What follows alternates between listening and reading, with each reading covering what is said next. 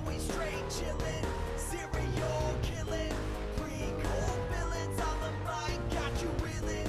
5-star rated from the floor to the ceiling. If you catch a 1-star, no time for feelings. Got a demon DJ on the ones and twos by the name Beelzebub, so don't get confused. So grab a seat by the fire, roast a marlow or two, and prepare to hear the legend of the straight chillin' crew. What up, nerds, and welcome to another high-interest episode of Straight Chilling, the weekly horror movie review show where you chill and we kill, slice, dice, and chop up yet another horror movie. My name's Bob, and I'll be your host for the evening. This is episode 472, recorded Monday, April 22nd, 2024. Tonight we're talking about another Patreon pick. This was chosen by your boy Dongster Sam. The movie is Drag My Ass to Hell from 2009. Before we get into it, let me introduce everyone else on the show. First up, calling in from Washington, D.C., we got your boy Rand Deasy. What's up, man? Groovy. How's it going, buddy? It's good to get here and talk some Raimi. It's a Raimi day around these parts. I'm excited. It's been a minute since we've reviewed a Raimi flick. Army of Darkness might have been the last one, which was A while back. 2019 or something. Yeah, long ass time. Saving it for a Raimi day. All right, Dad. This is what you tune in for, apparently. Last but not least, calling in from Seoul, South Korea, we got your boy Soju. What's up, man? Oh, what up? It's your boy. Get your filthy pig knuckles off my podcast stains. That'll leave a stain. Get them off. Knuckles. Pigs don't have knuckles. They got hooks. Bob. Everybody knows. You pickle them and they're delicious. Clearly, you're not a friend to the pig, Bob, or you would know. I guess you weren't born year of the pig, Bob. Okay, we get it. I was born year of the Bob. Oh, wow. Bob? Bob. It's a strong year. Bobbo. Oh, the boys. Bobbo. People born year of the Bob were, have a tendency to over obsess about, buying things, I guess. Yeah, we're gonna create our own horoscope today on the What's this episode. The blue version of jaundice. That's what you got. A tendency for collecting. I think that's hypothermia, maybe. Yeah, that's the one. That's what you got. Born year of the Bob. Got you a bad case of hypothermia. Symptoms are showing in the form of mini Blu-ray discs on your walls. Shout out to you, boy Dongster Sam, for picking this week's flick. We do appreciate it, my dude. Before we get into the review, let's tackle a little bit of housekeeping real quick. If you support us over on our Patreon at the $5 level or above, you get the chance to vote on a movie we're talking about this May. Our May poll is currently posted. This is Justin's Takeover Month. Juice, what's the theme and what are the movies?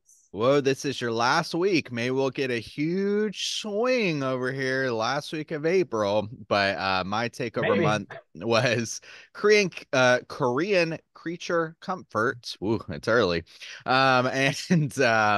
Creature Comforts is our spinoff show, which is where we cover horror adjacent films. So I picked 3 Korean horror adjacent films for us to potentially cover on this podcast. They are Memories of Murder, The Handmaiden, and Burning. Bob, how are those numbers looking? Memories of Murder still in first place with 61% of the vote. Whoa, it dropped significantly though. It did, yeah. Not the Burning, just Burning is scooching up 30% of the vote. Okay. Yeah, it was at like 70%. I mean, significantly is 10%. Significantly kind of threw me. I was like, I thought it was like in the 70s. I don't know. Yeah. I mean, that's a chunk. That's a chunk. Holy shit. That's a chunk. Handmaiden, sitting at 9%. Nobody gives a shit about the Handmaiden. Apparently not. Yeah. But you know how these things go, man. Like you never know. This last week, people they lose their fucking minds. They go crazy over our polls. I think they know exactly what they're doing. I think their minds are psychosis. The form of my psychosis is that I start voting more than once. They create all those mail-in. That's what got Capone, man. We have to collect all those mail-in ballots. It's just a huge That's swing right. there at the end. Oh, Bob's man. getting all the mail-in. Send them over to 6969 Ream My Ass Lane, and we'll see what you got. Wow. No, get your votes in before That's the a end of the one-lane month. road. We'll see. So, But it's a double wide. It's Yeah, it is. You can really swerve down that road. You can do some donuts and not on that. plenty of room for your semis, extra wide lanes. God, if they didn't tune out at my dad joke, they're definitely tuned out now. All Right. right, we're alone here. I mean, it's a Raimi film. We can let loose. It's a here. Raimi. You're right. You're right. It is PG, But it's also 13, PG-13. Yeah, Yeah, so but all the this kids show is listening not. are probably laughing. Decidedly actually. not. No, it's not. Get your votes in for the end of the month. We'll see what we're talking about this May. In other Patreon news, we're dropping mini casts every other Friday. Recently, we dropped a mini cast where Randeezy was talking about Lisa Frankenstein. And we got another one dropping this coming Friday, the 26th. Another Randeezy joint coming at you, talking about Immaculate. Oh, wow. I doubled down. Whoa. Look at that. Randeezy. You're the Randeezy. Killing it. That's right. Killing the game. You know how I am. I'm really, really heavy in the mini episodes. That's kind of my thing. So you've been killing it recently, episodes, and thank you. Immaculate, yeah. I recently watched it, and it totally doesn't suck. Whoa! Surprise, surprise. Right. Sydney Sweeney, she's got it going on, man. It's apparently like nuns are a big thing this year too, with the Omen and this coming out like back to back. You know, maybe there will be more. I don't know. I'm down for I guess so. It's not like Catholicism is completely untread territory in the horror realm, of course. It's true. Never see a nun in a film. It's brand new subgenre. First time ever. You heard it here, folks. Check out Randeezy's thoughts on Immaculate dropping this Friday over on our Patreon website. In other Patreon news, we got a brand new Patreon supporter. We got to give mad shouts outs to. A giant thank you to Robert for signing up on Patreon, showing us some love. Every dollar you guys contribute goes right back into the show. It truly helps us keep the show going. So, as is tradition around these here parts, we owe Robert the straight chilling salute. This one goes out to you, my guy. Oh, God, slap me in the ass. Thank you, Robert, for slapping me in the ass. Thank you. Rob, how many times you heard that in your life? That exact phrase. Every goddamn day. That's right. I knew it. Thanks for slapping me in the ass, Robert. This is after your morning shower where you just smack your ass incessantly the whole time. Staring you look in the into mirror and my thank own yourself. eyes in the mirror. Yeah. Yep. Thank you, Robert. Thank you, Robert. May I have another? Oh, this is some deep lore. It is. We're This is a little fucked up, you know. God damn. I guess so. That sounds pretty normal to me. So that's all I got for Patreon. We Joe Bob's doing his thing over at the Last Drive-In every other Friday, and this coming Friday, the 26th, is going to be a Walpurgis Knot themed episode, and we're going to be doing a watch party for that. Starts at 9 p.m. Eastern, and right before showtime, I'll blast a link to all of our socials. Click that, join the Zoom watch party. You can chat with everybody else that's watching, and yeah, coming out. It's always a good time. Looking forward to some more Joe Bob. Cool. Yeah. Walpurgis Knot.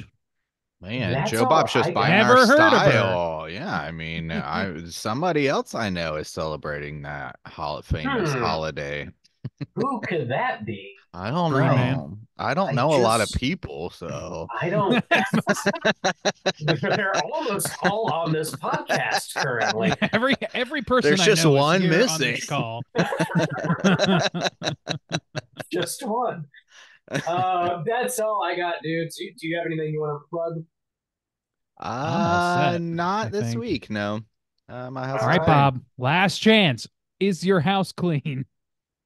As clean as the inside of my booty cheeks. Well, Well, that tells, Make of that what you tells will. a whole kinds. we'll that we'll tells give a you whole another bunch of minute different then. Stories. Yeah, let's let you think about this for a second. All right. All right. His house is clean.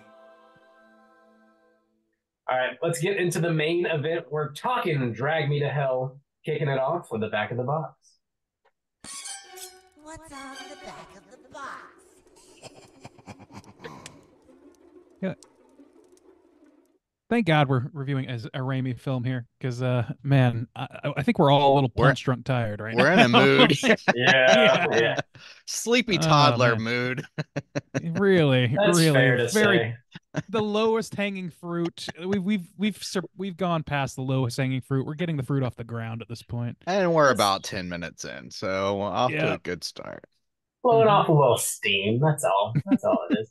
Bob, I saw you had this box. It got some good features on that box. It's got good features on the box. This I got the Blu-ray put out from Scream Factory here. It's got the theatrical and unrated version, both 2K digital restorations. I don't know which one I watched, to be honest. Is there much difference between the unrated version? I don't think there can be. There's probably a little bit more blood and guts, but I looked at the runtime of both the discs and they're identical. So like there can't be much difference. Okay. You guys got a better experience than you got a better experience than I did for sure, because I watched on Shudder, and for some reason, it is absolutely a version of the movie intended for broadcast with commercial breaks, because they have fade outs to commercial all the way through. That's weird. The credits just blast through, like Kent Brockman's going to come in half screen in a second and talk about the next show. Weird. Somebody fucked up. That's really I know, weird. it's very fucking weird. Shudder's usually more meticulous than that, at least in my experience. What the fuck? Let me call Joe Bob right now and get him on it. He'll sort the whole thing out. That's Put really me on the strange. horn with Joe Borb. Well, I didn't have that version, so that's good. Yeah, Drag Me Down from 2009, PG-13, runtime of 1 hour and 39 minutes. This was written and directed by Sam Raimi, stars Alison Lohman, Justin Long, Ruth Olivier, a bunch of other wonderful folks. Plot synopsis brought to you by the back of the box is as follows. Christine Brown is on her way to having it all, a devoted boyfriend, a hard-earned job promotion, and a bright future. But when she has to make a tough call that evicts an elderly woman from her house, Christine becomes the victim of an evil curse. Now she has only 3 days to dissuade a dark spirit from stealing her soul before she is dragged to hell for an eternity of unthinkable torment. Gentlemen, There's gonna be some hell to pay here. have we seen this movie before, and would we recommend folks check it out? Brandeezy, kick us off. I do believe, and I could be mistaken, that I think you and I, at least, Bob, maybe all three of us with a bigger group went to see this in theaters. Does that sound right to you guys? That does sound right, yeah. I know I watched it. I was not there in the theater. You weren't there? Okay. All right. I definitely saw this in theaters, though. I've seen it a number of times since. At one point, before I sold off a lot of my own crutch of a collection of discs, I had a copy of this. Before you freed yourself. Yeah, before I liberated myself from consumerism. I exist in a void now. I got a chain king. Tie me down. I'm with it. I know you do, buddy. I know you do. A ball and chain. King. What's your profanity? So yeah, I've seen this movie. I do recommend this movie. If you're into Sam Raimi at all, this is like maybe the most Raimi horror film, which is saying something. It's a lot. It's always much every time I watch it, it's much sillier than I remember from the last time. So go in knowing that. If you like horror comedies, if you like a little gross out, if you have a teenager that you think might be interested in watching a horror movie, but you are scared to go to the R rating because, I don't know, you're dating their mom or something, I don't know, but this is a good one. This is a good one for you. That exact scenario was relayed to me by a buddy. That's why it's like so specific. In case you got a teenager and you're just plowing his mom, you still want to show him some spooky shit. This is a good one. Here, watch a Star Wars, kid. Never date a mom. That's the mom. That's fucked up, man. That's why Soju rule We number call them 13. fallen Just women. another form of baggage. Blu-rays, kids, it's all the fucking Damn. same, man. Travel light. Travel light. Yeah, Justin that's has about nothing right. but a go bag in his name. I've got a to-go bag ready to go, boys, just in And case, you know. it's just filled with dildos and lube, and like that's fucking it. Damn, the essentials. All right. All right. The bare ass All right. essentials. Okay, Juice. What about you? Yes, I would echo that. This is a very silly, over the top, wackadoo type of movie, but it's a lot of fun. Yeah, it's just, I don't know, it's one of those movies that I feel like you can put on with a decent amount of people, or like variation of people, even if they're not like super into horror. It's so like kind of silly and over the top that I think it could like fly with some more general audiences to an extent. It is like very goopy and stuff. But yeah, I mean it is Sam Raimi to its core, and very silly, very fun, campy type of horror. So yeah, I would recommend people check it out. Bob, how about you? Would you recommend people check this out? Oh, I had seen this before, at least once, Mhm. probably a few times, honestly. Bob, how about you? Yeah, same. I've seen this a handful of times. I'm pretty sure I did go see it in the theater with you, Randy. Um, and yeah, I generally would recommend checking this one out. It's super hammy. So if you want something that's in that vein, I think this is going to work out for you. I do think, like in my memory, this was more positive than I felt this go around. Maybe it's a touch dated here and there, but overall, it's super fun. It's just a super fun, goofy movie. So yeah, check it out if you haven't seen it. And that sounds like a pretty general recommendation across the board, I'd say, from That's Straight a Killing. firm recommend. Yeah. Solid, firm, hard recommend. Verb. And we're going to be spoiling the shit out of Drag My Ass to Hell. And here comes your warning.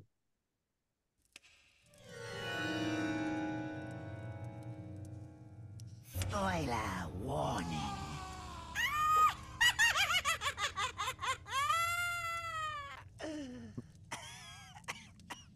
I love that, like, us going to Duval County Public Schools led to us having the filthiest fucking mouths of all time.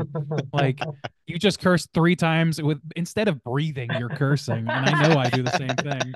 You've met my parents. It probably had more to do with them than anything, but That's fair. Or They didn't. maybe my- yeah. They only get minor credit from me because I think it was the schools that did it to me. yeah, your folks were a Clean. little cleaner. Oh, than- Yeah, mine yeah. were too. Yeah, but Yeah. it's They run got a to be the clean act, my school. folks. Yeah. All right, Either that or Bob. you're a bad influence. Yeah. Anyway, go ahead. Yeah, it's all Bob. Bob, you got that plot synopsis? I do indeed. Come with me on this journey, folks. Come with me, Bish, and you'll And see you'll see. Bish. All right. My- Point made. yeah. So in 1969, Pasadena, we see a Hispanic couple seek help from a young medium named Sean Sandina. They say their son Juan is ill, and he hears evil voices after stealing a silver necklace from a gypsy's wagon. Sandina prepares a seance, but an unseen force attacks them and fatally drags Juan to hell. We then jump forward to present day Pasadena, and we see loan officer Christine Brown vying for the assistant manager's position at her bank against her condescending piece of shit coworker Stu. In an effort to seem decisive in front of her boss, she denies a third mortgage extension for a sickly elderly woman, Miss Ganesh. We see when she gets denied, she gets down on her knees and literally begs Christine. At this point, security escorts her out of the building. Later, when Christine leaves work, Ganesh is waiting in her car, and they have a very strange brawl that results in Ganesh taking a button off Christine's jacket and cursing her. Christine stops to get her fortune read soon after by Ram Jass, who confirms someone has cursed her and is notably scared by the whole situation and offers to refund her money. Clay, Christine's boyfriend, is very skeptical of the situation. Christine ends up going home and gets her ass whooped by a mysterious demon wind. Again, Clay says she's just reliving her previous trauma and nothing really happened. Clay drops Christine off at work since her car has been totaled since the brawl, and she launches blood out of her nose and mouth. She goes to the Ganesh house and stumbles into a funeral for Miss Ganesh and knocks the body over. Rom says the Lamia is the spirit after Christine, and she should make an animal sacrifice to appease him. She kills her cat, but it doesn't help. Clay takes Christine to his parents' house for the first time, and she hallucinates, causing her to freak out and run off. Rom says Christine must speak directly to the Lamia and dissuade it from taking her. They enlist the help of the medium, Sean Sandina, who costs 10 grand. Clay finally does fucking something to help and pays for it. The seance goes horribly wrong, and Sean Sandina dies. Rom now says she can gift the button to someone else, which will transfer the curse to them, but she only has until morning to do so. She tries to give it to her shit coworker Stu, but can't bring herself to do it. She asks Rom if she can gift it to someone who has died, and he says, yeah, that'll work. She digs up Ganesha's corpse and crams the button into her mouth. The following morning, everything seems fine. She meets Clay at a train station to go on vacation where he plans to propose. He mentions he found an envelope in his car with a jacket button in it, and she must have taken his envelope with his Liberty Quarter in it by mistake. She freaks out and falls backwards onto the train tracks. As the train barrels towards her, the ground opens up and several hands grab her and drag her to hell. Roll them credits. Yeah. Bullets. All right. Bob, what was it about this film that took it down a scotch for you this time? I think some, and this is nitpicky because it is what it is, but some of the CGI really looks bad in this. Yeah. Specifically, that talking goat head was like bad. It is, but that's not the that's not the thing. It's so silly that it's so silly. There's plenty other to point towards though. The eye and the cake, or there's a lot. Dude, the eye was the worst, I think. That's the one that like really stood out to me. Oh yeah, that doesn't look good. Sorry, go ahead, Bob. Well, in addition to that, like I felt like Justin Long was just so underutilized in this movie. His character really doesn't hardly do anything. That's fair. We've covered a decent amount of Justin Long where he's like really pulling his weight, and well, he's true. Yeah, he's much more passive in this one, but also like this might be on the lower end of Justin Long being a total dickbag in a horror movie. Like he doesn't quite lean into that here. Yeah. And that was not like an established trope for him at that point, I guess, because I don't know what he had done like Jeepers Creepers. Jeepers Creepers is the only one I can think of, and I don't think he was really hitting that note there either. No, but I think like he kind of does though. Like Justin Long is I think he like accidentally goes smarmier than he needs to sometimes, and when he's like talking down to the medium or whatever, like it's a little bit like it's a little, I don't know, it's a lot, but like in a kind of a funny way, and they just don't let it linger too long. I think that they could have easily had him be like the dismissive boyfriend all the way through, and instead they gave like he comes through in the clutch or tries to. So I don't know, it's just a nice turn for him, I guess. I think this movie overall is just like better suited as like a midnight movie. Watching it in a theater full of people, or like have some friends over and watch it. Yeah, because it's like so goofy and slapsticky. It's like it didn't really make me laugh, but like I probably would have laughed more if I was watching it like with y'all and we were like joking. I laughed out loud a couple times. I did too. Yeah, I mean, I generally had a good time with it. I think I had I don't think quite as strong as experience as Bob. It's been a few years since I've seen this. I would say at least 5 years since I've seen this. And the one thing that really kind of stood out to me as rubbing me more wrong this time around was the grossness. The woman taking her teeth out, and I don't know, just some of the like grossness of it. I was just like, oh man, like I don't know, disgusting. Really? It's pretty gross. One of my favorite parts about the movie, actually. Like, so to speak to your experience, Bob, I think I kind of had that. Maybe not about the same things, but I had a similar reaction the last time I watched it, where I was like, man, some of this just didn't hold up, and it's definitely like the CG is kind of chief among them, and I still hold that opinion. But watching it this time, like it's always funnier than I remember it being, and it always like I don't know, I like the grossness of it. To me, I was talking with some friends about this morning online, and what I eventually concluded was that I think this is like Sam Raimi looked in the mirror and said, "I'm gonna parody you," and so he made this movie.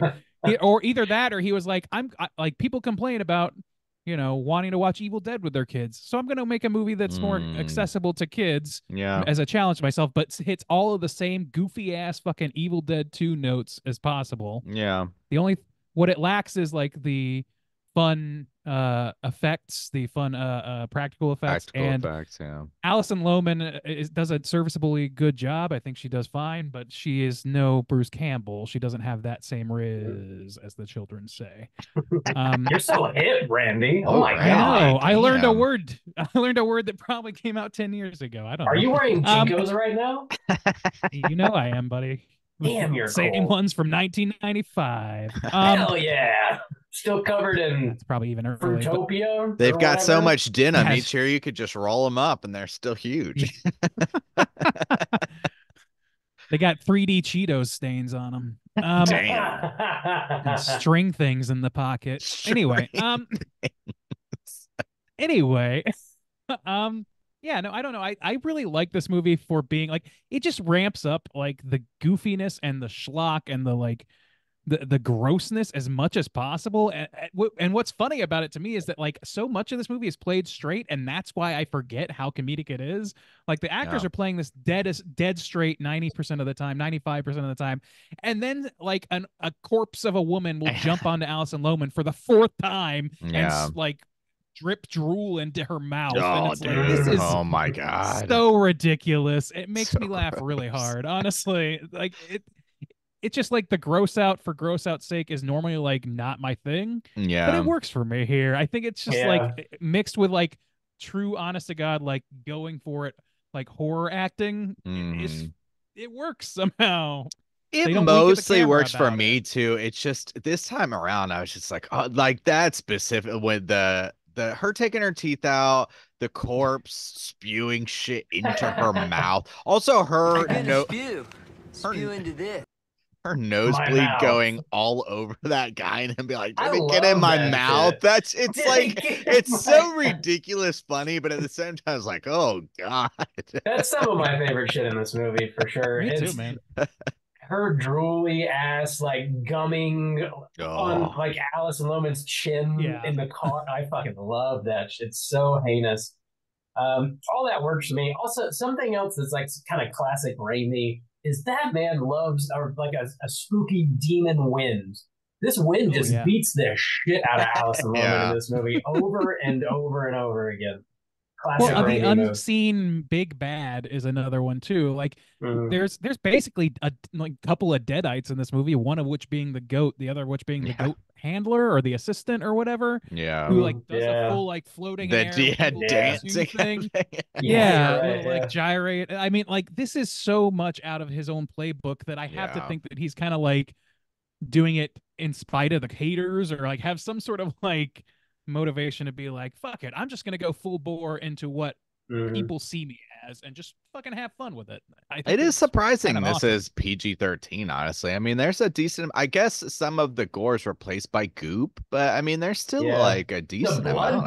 vomit is like it seems like Yeah. that would be enough, but I guess it's not. I Well, yeah, the I eyeballs and guess. stuff. Yeah.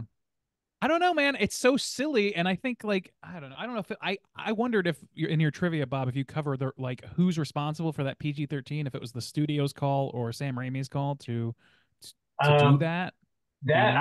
I didn't see anywhere, but Okay. it doesn't feel like he was being reserved in any way. Oh, No, I that's mean, the you thing still is- got your like your Yeah. bitches in there, you know, like I beat you, you old bitch. I mean, I don't Yeah. know what it takes to get an Got your R, bitches but in there. you got your bitches for sure. Thank And God. then you think It's like he walked. It's like he wanted to walk as close to the line as possible, yeah, but keep it accessible to like a Mhm. younger generation. And also, like, I agree. Like, this doesn't feel R to me, even on its face. Or I mean, I'm sorry, it doesn't seem PG-13 to me, even on its face, because like so much of this movie is like talking about loans and well, That's true horror, Randy. yes, but the children just- they just financial don't know. responsibility. I don't know. It's like it's played very straight half the time, and then it's also like covered in like very adult talk in the middle of it. That's very dry and dull, Mhm. despite like Yeah. saved by the way it's filmed. So it's like it kind of Yeah. feels like it was like, okay, I have this R-rated movie, but I want kids to be able to watch it too. So I'm just gonna make it gross and a lot of like really and with a lot of key excuses for why it's not quite as bad, so that the It's censors will let it slip cartoony in through. its Yeah. feeling. It Completely feels cartoony. Yeah. it doesn't feel like threatening when you're watching. It's like, oh my god, that's crazy. That's some crazy shit right there.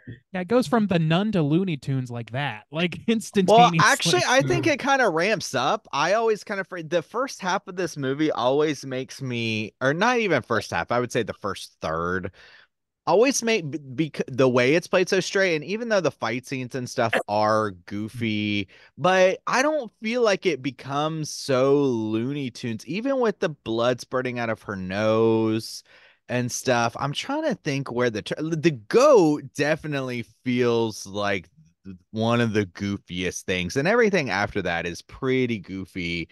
That's definitely more like to the back third, but I always feel kind of bad for the character at first because it's played more serious and that I know what's going to happen to her. And the way they play it pretty straight up front with, they set up this drama with the parents and,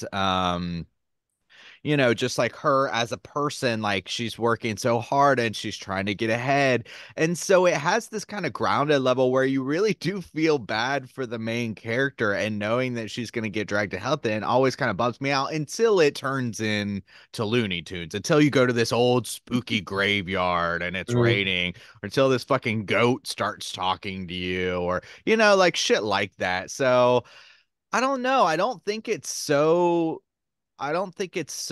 cartoony all the way through. I think there It's is a not. decent I amount think of groundedness to it.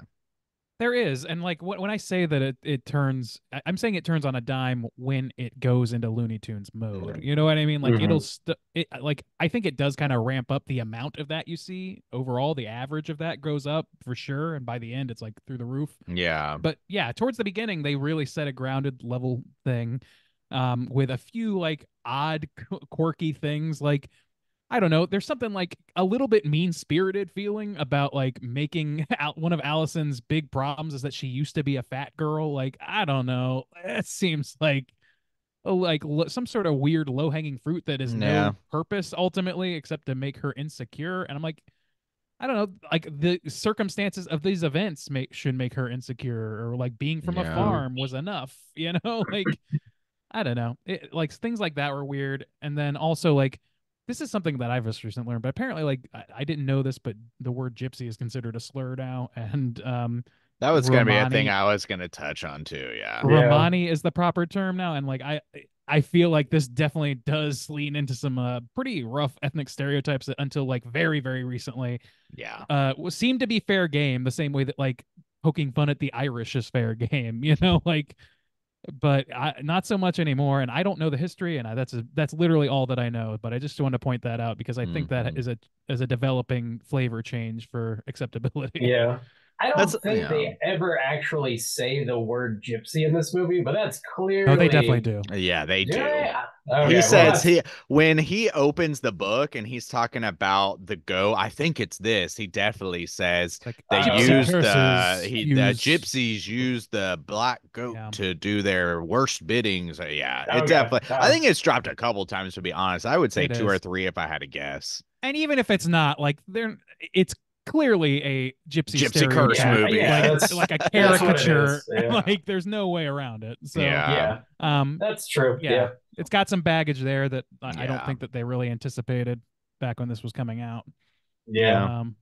Always makes me think of that terrible, terrible Simpsons sketch too. That's like legit one of my least favorite Treehouse of Horrors is the Gypsy Curse, where he has to catch the leprechaun and like unleash. Yeah. We covered it last year, I think. I don't remember it now. So It's gone. It's I remember legit the like one of my leprechaun. least favorite ones. Oh my god. It's the one where he curses him, but all his family gets cursed. So Marge ends up like super hairy with like blue Okay. hair and stuff. Nah, maybe we'll revisit that. blue hair on Marge. Now Like I've her heard whole body. Anyways. Yeah, but anyway, I just wanted to point that out, and we can move on. But Yeah. like, Yeah. that seems worth noting. Yeah. That's fair. I don't know, man. There's some like some things that are just dated in this movie, but the thing is, like, that's also true of Evil Dead. That's true of Yeah. so many of Raimi's films. Like, they're kind of all of their time, and I think the CG is also an aspect of that.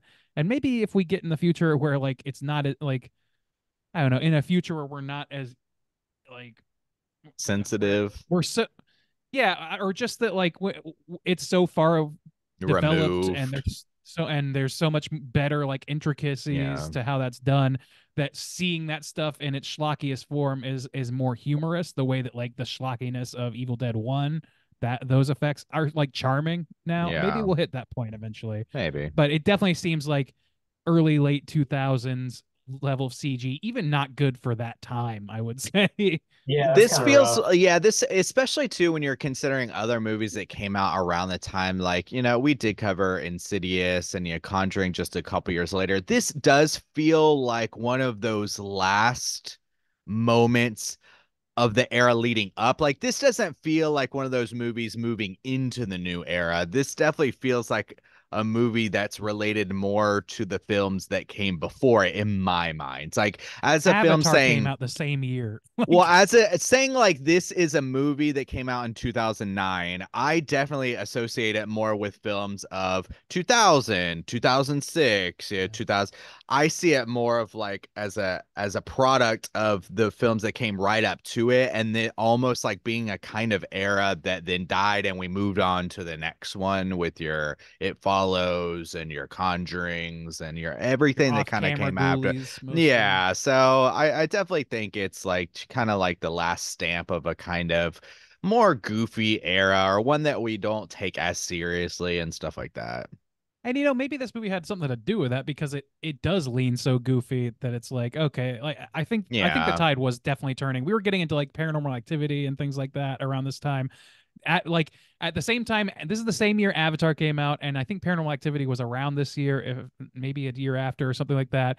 And so like horror split off towards that and started completely not paying as like neglecting the CG arm for a while, Yeah. because it was not there enough for horror, I don't think, in a Mhm. lot of cases, unless you had a huge budget or some That's like the really birth good of artist behind it. Blumhouse with Yeah. Paranormal Activities. So that Yeah. definitely like course corrected a lot of stuff, and James Wan doing his thing. Yeah. And so yeah, that branches out to a whole different tree for sure. Yeah. Uh, the dinner sequence in this movie is probably one of my favorite scenes. It like reminded me a bit of Dead Alive when they're eating that like heinous looking custard with goop falling into it as their like Ah. faces melt and shit.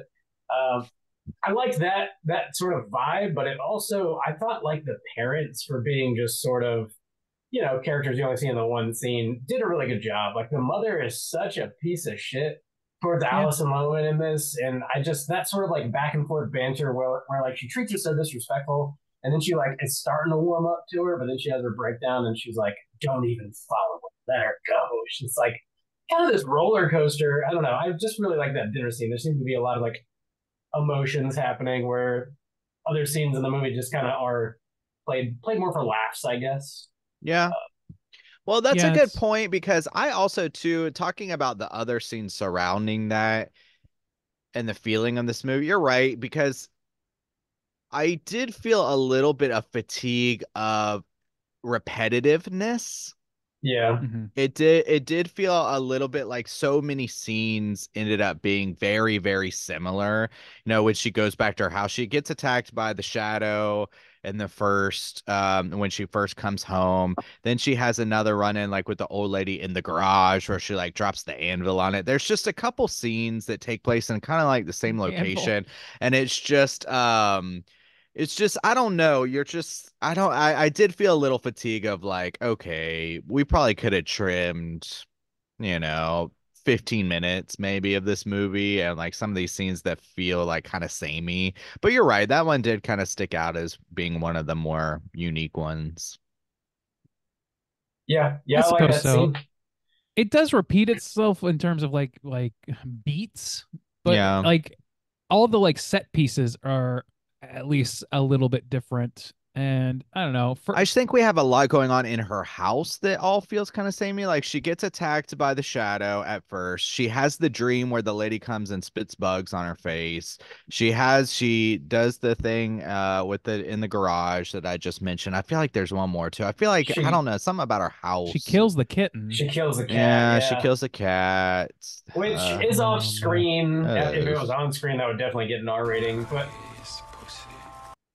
God, I like the sort of deadite during the seance sequence when he like spits the dead cat up and is like, "I don't want your sacrifice." That was a nice touch. Dude, that's just like so fucking over the top. I love that because that to me, like, but the friend I was talking to about this movie, it was like, I don't know if I should show this to my, adolescent, soon to be daughter-in-law, if it's going to be, cause like they're fine with pretty much everything except for the cat killing. That's the thing that Wait, my adolescent soon to be daughter-in-law? What is that? What? my soon to be daughter. That's an It's fine. I get adolescent? married to Who's an someone who has a adolescent? kid. How? I'm talking about like a 14-year-old kid. Okay. What is I He's thought not the marrying two. the adolescent. Yeah, I thought you were Yeah. marrying or I thought the person was No, marrying an adolescent, no. soon to be daughter-in-law adolescent. I was like, what? Randy's friends, They into live on some a fucked up compound shit. in Utah. It's like, wait a second. No. Stop. I was like, well, do we need to fix the situation? No. He is Get getting on the line. married to somebody with a 14-year-old daughter. Gotcha. Okay. Or- He is marrying I'm not sure someone they're who related has a yet, actually, but- 14-year-old daughter. A Okay. 14-year-old kid. I Oh don't my know. God. But, whatever. Yeah. But yeah, so like he was saying, like, yeah, the kitten killing would probably be the thing that like soured the milk for them, because it'd be like, oh man, like this is like it's just a bummer to see. Like we all talk about how like kicking the dog, all that stuff. Like people react more to pets getting hurt than anything else. For And sure. I felt and that it's way a little bit. kitten. Yeah. It's a kitten. It's a adorable fucking kitten. And Yeah. but like having the like the deadite spit it up just added just a layer of just like, okay, Yeah. so this is, you can't even begin to take that seriously. To me, it's just so fucking ridiculous. It was great. It was compared hilariously, in my opinion, to Jack Black in the movie Anchorman kicking the obviously fake dog off of a bridge. Like it's that level of like, okay, this is fucking stupid and funny. That reminded me of another moment of really bad CGI though, when they are in the garage and the old lady like punches her fist through her mouth. Like that looks really bad. But that, like, when it's in the mouth, I got so many flashes of Army of Darkness in that, Ash fighting the evil Ash miniatures or whatever. It's just so like silly and like the elongated mouth and all that stuff. I don't know. I like that part of it, but watching the fist go in, it's so ridiculous. I don't know. It doesn't. I feel like if they had just yes, it's very ridiculous to watch the fist go in. Of course. Randy's into some fucked up shit. We're all just a little fucked up. Sounds pretty normal to me. God. Oh, that is wicked. Damn. Wide lanes. Sounds like a Monday night. Still got the business socks on. There is another sort of thing that was reused in this movie that I kind of liked. It was CG and maybe looked a little goofy, but the like haunted hanky that was just like, that flies around. That she looked worse than on ever it. before to me. That did look pretty bad. Like I didn't remember that part in particular looking as bad as it does, but it looks pretty bad. It does, and it's a silly concept, very silly concept. It's so funny to watch that and then think about Sam Raimi directing the new Doctor Strange with the fucking cape and all that shit. Yeah, that's fair. Yeah, that's basically what cape is. A haunted hanky. It is a haunted hanky on your back. It started here. It all started here. Oh boy. Another side character that I think really carries some weight here is her coworker Stu. He's like such a sniveling little piece of shit. When she goes to get sandwiches for them, he's like, "I said no mayonnaise," and he definitely didn't. And she's like, "No, you didn't." Yeah. He's like, "Well, it's okay. Just remember for next time or what." He's like such a sniveling piece of shit. Yeah, they do a great job making him like completely fucking insufferable. And help me out. Would you give him the button? I absolutely would have, but like I got distracted during that scene where she Mayonnaise comes- boy. where Sorry. he comes out like to the diner or whatever. What prompted him to come out? Did she threatened him somehow? But I didn't hear how. I can't Yeah. remember. He stole the McPherson documents off her table and she and took them Yeah. out. to another bank and like made the deal over there for some Yeah, I reason. knew he yeah. did that. That makes sense. I just didn't Yeah. know how she knew that. I don't know. I guess she's the documents were just does. gone. I don't know. Maybe she'd guess. Yeah. But yeah, that dude's Gotcha. such a hateable piece of shit. He adds a lot of flavor to like the office situations. Her boss is a Yeah. little dry, you know, but like he adds some flair to that. The probably one of the more boring like bank related sequences. I like that he's in there. Yeah. I like. Yeah.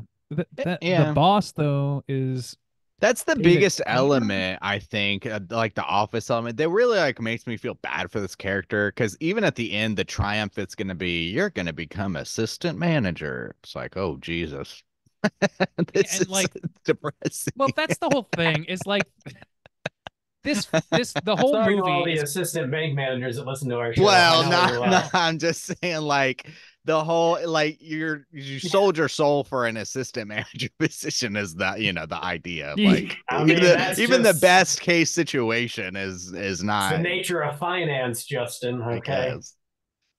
but like that is kind of ridiculous, and like I it's so like it's kind of juvenile the way that all plays out. Honestly, like it's very, very broad. Do you know what I mean? Like it's just there's not a whole lot to that. The bank manager thing, it's just I don't know. It seems like Yeah.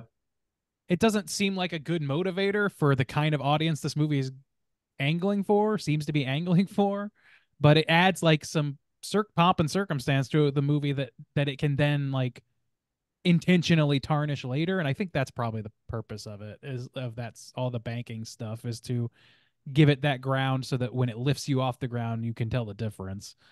Yeah, and she's, it seems like she's really trying to get away from her upbringing, her past, being on a farm, like really wants to get some distance between her and that. And banking is, about as different as you can get as, farming. And also Justin Long's parents are just like really looking down on her current position and call her like a bank teller when she's a loan officer and just kind of disregard her whole thing. So that's like an added motivation for her there as well. Well, there's But, yeah. so much motivating her. Like the entire world seems really poised for her to become like, you need to become a dirtbag banker. You have Yeah. to do it. like she's got this piece of shit breathing down her neck. Even her like decent work, she can't do anything decent because her boss prioritizes people who watch the bottom line over people, and that she is such a sweet person in almost every other regard for the majority of this movie that like her making that turn and saying no to Mrs. Ganesh in order to make this thing, that is a decision she makes. And it's kind of like the Little Shop of Horrors Seymour thing, where it's like a good-hearted person that just wants really desperately wants one thing to like make all of her life complete, make her boyfriend and his parents proud of her and approve of her, give her the position that she deserves for her hard work instead of this dirtbag who's trying to scuttlebutt her the whole way through, or scuttle her all the way through. Like, I don't know, like the entire world seems to be angling to get her in this position, and she does relent. But like, for you to pay the price of getting dragged to fucking hell for saying no to one bank loan under extreme duress is like so over the top that it's like, I don't know, it loses its parableness to some degree. It's like, yeah, be a nice person, even if it's at cost to you. Like that works in a more subtle movie, but it's so, I don't know, kiddish. Like it doesn't, it's such a juvenile and sophomoric like depiction of that thought, I think. It is overall. I think they do the best they can with that sequence where Miss Ganesh says like, she got sick and that's why she fell behind on her payments. And she like gets down on her knees and like begs. And it's like really sad. It's a sad moment. And then when she falls over, the security just like drags her out. Yeah, it is a no-win situation. But like they really play that scene up, I think, where it makes you, kind of think, what? I mean, yeah, just extend it. It's not your fucking money. Well, it's also they do money, that's the weird thing though, where he makes it disgusting and it kind of works against it, because at the same time you're like, oh, get this old lady away from me. She's disgusting.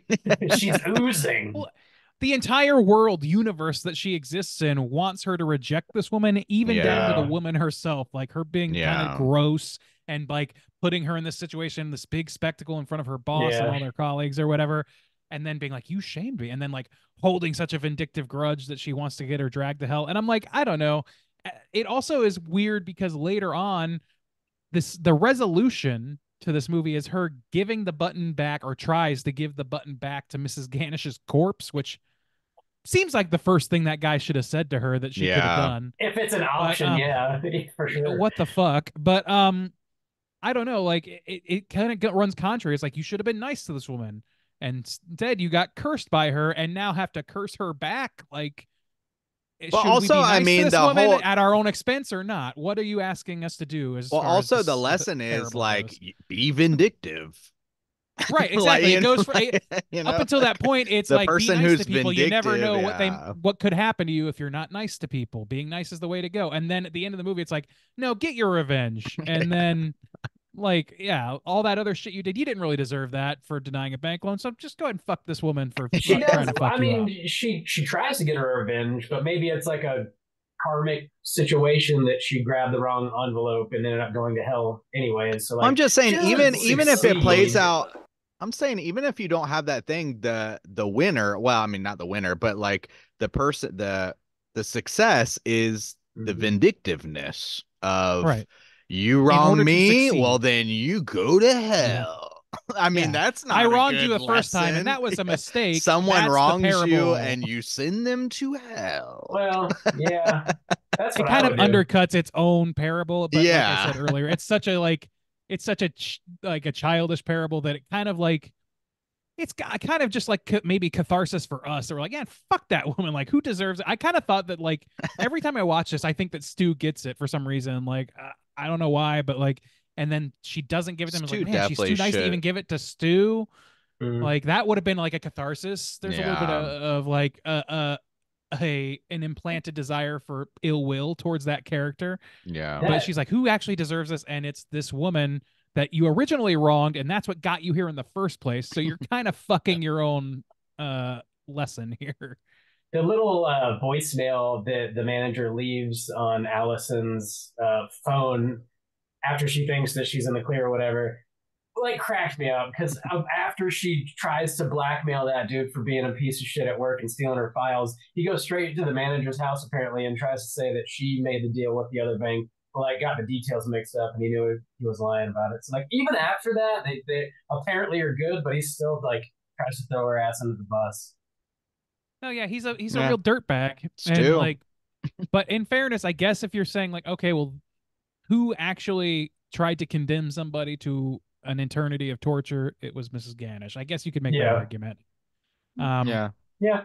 Being Yeah, a yeah, yeah. dirtbag, let God sort him out. In that case, it seems reasonable. But it just weirdly scuttles their own position in terms of the story, but also to a catharsis for us as a viewer because it's like, yeah, fuck her, this disgusting woman that's just been haunting this sweet kid who made one self-serving decision and then a few others to try and correct. I the like course of it. the scene in the graveyard though. It's just like such a Me classic, too. I like that scene a lot. spooky moment. The silliness Yeah. of the corpse floating up and like Yeah. kind of like sidling Yeah. up against her or whatever. It's so fucking funny to me. It's one of my favorite scenes. Yeah. Yeah. Just Yeah, it's a starts great set scooting piece. Well, towards because her. a lot of that is it sets mood, and a lot of it's just kind of like practical stuff. You're not getting the Mhm. silly CGI. Your rain. You have these like big over the top props, like the cross falls down and like hits her Mhm. on the head, and It goes It's- dong, like Back so to good. basics. Back to like Evil Dead basics, where even if you could see the strings, you know that it took someone time to make that shit with their hands. Like the giant cardboard cross or foam cross. Like you can tell it's not Yeah, 100 yeah. pounds or what. But like that kind of tactical stuff just makes a difference, and it adds a Yeah, lot. it does. It's easily one of the That was- best moments of the movie. I agree. that wasn't a real cross. Sorry, Randy. Sorry to break it to you. That was like so she gets hit in the head with the cross, dips into the water, and then isn't it the very next scene she goes to the Yeah. So is it like implying, because it's definitely got a sunny kind of disposition, this like dream-like state around that Was whole she- scene where she's getting dressed and Oh, like she- the she showers voicemail up is and stuff. left. Yeah. Yeah, I guess you could I guess you could hypothesize that she got knocked out and didn't actually crawl out of the grave and died She in there, died in and the the rest of grave, it's yeah. in her head or something. But yeah, I mean, we're left to believe that she did survive that, and then showers off the next morning, and then meets Justin Long, and then goes to hell. Either way, she's Yeah. fucked. Either I way, guess, she's dead. you know? Yeah. She's a very dead motherfucker. That's true. Damn. So I don't know. Dead motherfucker. Are there any other major points you guys want to touch on before we rate this thing? I think we there's covered it pretty anything- good. Okay. Well, let's go ahead and get into it. Juice, why don't you kick us off? Out of 5, how do you feel about Drag Me to Hell? All right, let me set the bar here. Yeah, I like this one. I kind of like you, Bob. This might have been my least favorite watch, but I think it's when you're thinking about something like I gotta review this, you're definitely thinking about it more critically. But even I just think time has taken a little bit of the fun out of this, just a little bit, not completely. I still enjoyed myself. I still liked watching it, but there are some things that are a little more dated. I definitely was a little bit more bothered by the gypsy aspect of it. And just like how it's represented. I was a little bit more bothered by the grossness of it. Sometimes I was just like, even though it's effective, and most of the time it's very funny and fun, but this time, yeah, I think it affected me a little bit more on the negative side. But I still had a lot of fun with this movie. I did feel a little bit of the push and pull, like fatigue of some of the scenes felt a little repetitive. The handkerchief definitely looks a little rough. The practical stuff looks the best. But it's fun. I think it's a really solid PG-13 movie. We've talked about this several times, like with The Ring and some other movies about like having some good representation from PG-13 movies. And I think this is a really good one. I think it's a really fun representation of what Sam Raimi can do as a director. And yeah, I think I'm going to end it at a 3.5. Nice. Yeah, I think that's fair. I think that's solid. Bob, why don't you tell us how you feel about it next? Yeah, pretty similarly. It's just so cool to see Sam Raimi finally kind of return to horror. And watching this makes me just like want him to return so bad again and just like crank something out. Well, he just did Doctor Strange, Bob. Oh yeah, true horror, Doctor Strange. I like his vibe. Yeah, I mean, yeah, it does have like a zombie in it, but I mean, and then look I'm at just- this, and like, I mean, Obviously fucking with you. yeah, very lighthearted films. fucking with me. Yes. Oh my! I would love to see him watch or make another proper horror movie. His vibe, his sort of tone with the slapsticky over the top goop and gore, I just really dig, and I think he's got it dialed in pretty well. This movie doesn't totally hold up, but I think it mostly holds up.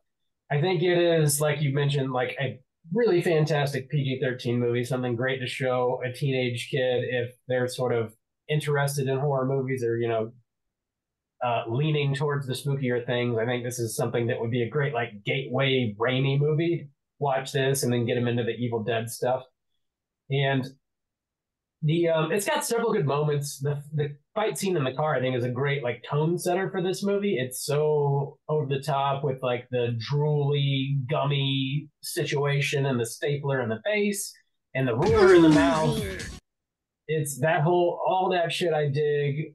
The haunted hanky doesn't look great, but I like the idea a lot for some reason. I think that's kind of cool. The set piece of the big seance room is like gorgeous. The graveyard scene at the end is really badass as well. Some of the tertiary characters are great.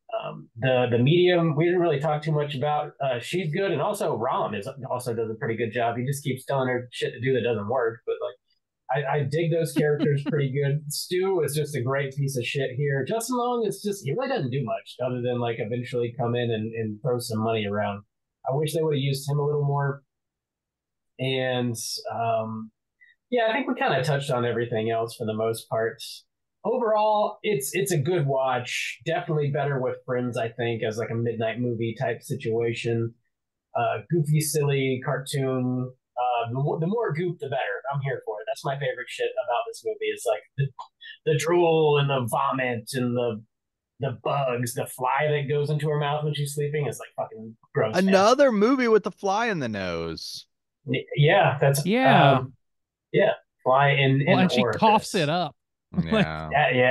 Yeah. if Yeah. I witnessed that, I would lose my fucking mind. I think that's just so bizarre. That Anyway, makes sense. But yeah, I'm gonna come in with a 3.5 out of 5, same as you just. Oh, Randeezy, how do you feel? so yeah, like I said before, I kind of went through my my valley of disappointment with this movie the last time I watched it. You know, like there's things about this movie that I just don't think work as well as they could. The CG is something that I wish it was all practical, even if it's bad looking practical. I think it's more charming that way, but we got what we got. I love that this movie leans into the silliness so much, but also grounds you so that you can feel the contrast between those things. Um, I wish that Alison Lohman was a little bit more of a character, a little bit more charismatic, and I understand narratively that they wanted to have her be a sweet farm girl or whatever as a starting point for like why she has to be the meek that has done something wrong to be in order to be wronged in this way in return, and all this. I get that, but like I don't know, give me a little smarm or something. I just miss the Bruce Campbell in this role, like in this central role.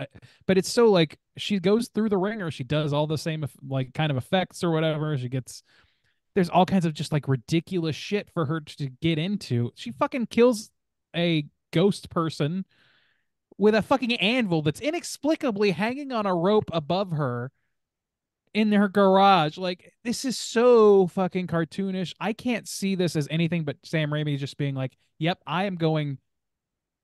This is what people think of when they think of Sam Raimi. They think of over the top, campiness, scary, goopy, disgusting.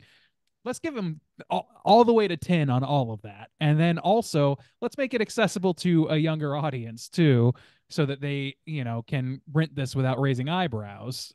I don't know, I really respect that if that is indeed part of the goal, as opposed to something that like was forced upon him.